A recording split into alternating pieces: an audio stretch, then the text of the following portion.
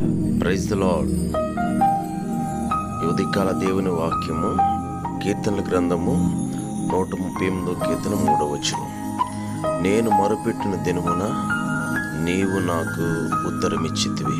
ప్రార్థన. ప్రేమ కలిగిన మా ప్రియ పరలోకపు తండ్రి, నీవిచ్చినటువంటి ఈ శ్రేష్టమైన నూతన దినము కొరకు వందనాలు. మా జీవితాల్లో మీరు ఇమ్మానుయేలు దేవుడిగా ఉన్న దేవుడు. మా పితరులు ప్రార్థించగా తండ్రి, వారి జీవితాల్లో గొప్ప కార్యాలు చేశాం. ఈ ఉదయకాల సమయంలో నీ ప్రియ బిడ్డలందరి కొరకు ప్రార్థన చేస్తూ ఉన్నాను.